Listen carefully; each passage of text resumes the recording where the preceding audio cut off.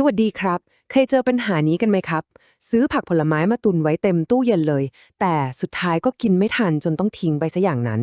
วันนี้เราจะมาดูเคล็ดลับง่ายๆกันครับที่จะช่วยยืดอายุของสดในครัวของเราแถมยังช่วยประหยัดเงินในกระเป๋าไปได้อีกเยอะเลย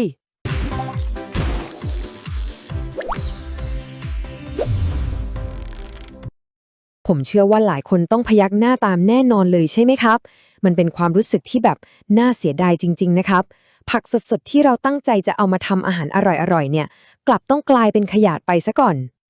และนี่แหละครับคือหัวใจของปัญหาเลยมันไม่ใช่แค่เรื่องความไม่สะดวกสบายนะครับแต่มันคือการที่เรากำลังเสียทั้งเงินและคุณค่าทางโภชนาการไปแบบฟรีๆเลย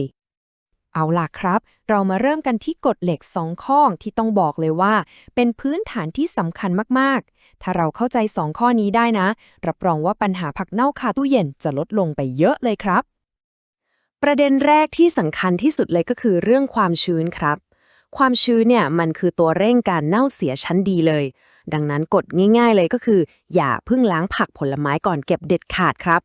แต่ถ้าจำเป็นต้องล้างจริงๆ ก็ต้องแน่ใจว่ามันแห้งสนิททุกอนูจริงๆนะครับไม่อย่างนั้นก็เท่ากับเรากำลังเร่งเวลาให้มันเสียเร็วขึ้นนั่นเอง และนี่คือศัตรูตัวที่2ครับ เป็นศัตรูที่มองไม่เห็นในตู้เย็นของเราเลย มันคือก๊าซเอทิลีนครับก๊าซตัวนี้แหละที่เป็นตัวการสำคัญที่ทำให้ผักบางอย่างเหี่ยวเร็วผิดปกติ ทั้งที่เราก็ว่าเราเก็บไว้อย่างดีแล้วนะอ่ะลองดูตารางนี้นะครับจะเห็นภาพชัดเลยว่าเราควรจะแยกอะไรออกจากอะไร โดยเฉพาะคู่ที่ต้องห้ามเลยก็คือพวกแอปเปิลกับผักใบเขียว ถ้าเผลอไปเก็บไว้ด้วยกันเมื่อไหร่นะครับรับรองว่าแค่2-3วันก็จะเห็นเลยว่าผักสลัดของเราเริ่มมีจุดสีน้ำตาลแล้วก็เหี่ยวเร็วขึ้นแบบหลายเท่าตัวเลยล่ะครับ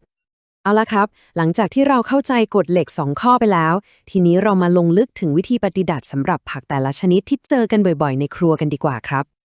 สำหรับเจ้าผักใบเขียวที่เหี่ยวง่ายเนี่ยวิธีนี้ถือว่าได้ผลดีมากๆเลยครับการใช้กระดาษทิชชู่เนี่ยมันจะช่วยดูดซับความชื้นที่ผักคายออกมาทำให้มันยังคงความกรอบความสดได้นานเป็นสัปดาห์เลยนะครับแทนที่จะอยู่ได้แค่ไม่กี่วัน เห็นไหมครับว่าหัวใจสำคัญของการเก็บผักใบเขียวก็คือการควบคุมความชื้นนี่เองง่ายๆแค่นี้เลยส่วนพวกสมุนไพรที่บอบบางอย่างผักชีต้นหอมลองใช้วิธีแจกันผักนี้ดูครับมันเหมือนเราจัดดอกไม้เลยคือให้ก้านได้ดูดน้ำหล่อเลี้ยงตลอดเวลาทำให้ใบไม่เหี่ยวแล้วก็ยังสดได้นานขึ้นมากๆแต่มีข้อยกเว้นนิดนึงนะครับคือโหระพาอันนี้จะชอบอุณหภูมิห้องมากกว่า นี่เป็นอีกจุดที่หลายคนเข้าใจผิดกันเยอะเลยครับ พวกพืชหัวอย่างหอมใหญ่ มันฝรั่งกระเทียมเนี่ย ส่วนใหญ่ไม่ชอบความเย็นและความชื้นในตู้เย็นเลยนะครับ มันจะทำให้เกิดเชื้อราหรือรสชาติเปลี่ยนไปได้ และที่สำคัญมากๆเลยก็คือ อย่าเก็บหอมใหญ่กับมันฝรั่งไว้ด้วยกันเด็ดขาดเลยนะครับ นอกจากพืชหัวแล้วก็มีผักอีก2ชนิดครับที่คนมักจะเก็บผิดวิธีบ่อยๆ นั่นก็คือมะเขือเทศกับฟักทองนี่เอง ซึ่งแต่ละอย่างก็มีกฎเฉพาะตัวที่ส่งผลด้วยตรงต่อรสชาติและอายุการเก็บรักษาเลยล่ะครับ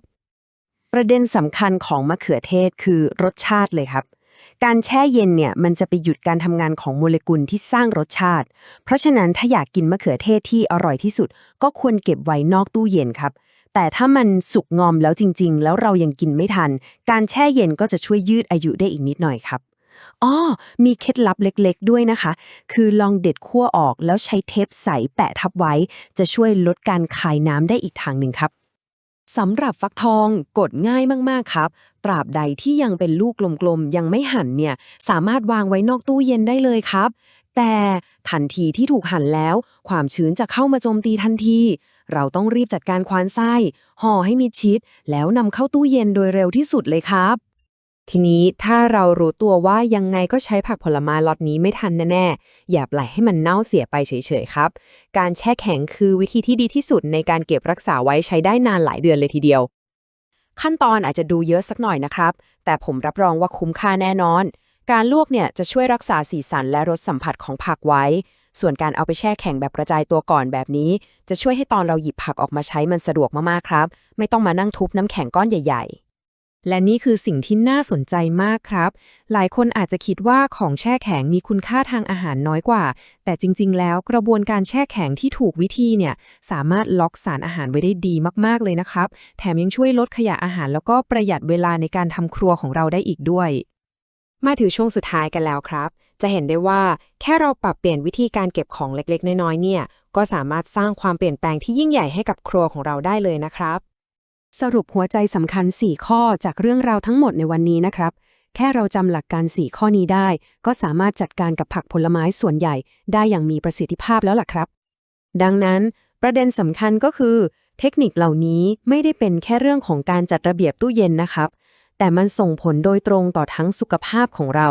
การเงินของเราและสิ่งแวดล้อมของเราด้วย ก็หวังว่าเคล็ดลับในวันนี้จะเป็นประโยชน์นะครับลองนำไปปรับใช้กับการจัดระเบียบตู้เย็นครั้งต่อไปดูรับรองเลยว่าจะต้องเห็นความแตกต่างที่น่าทึ่งแน่นอนครับ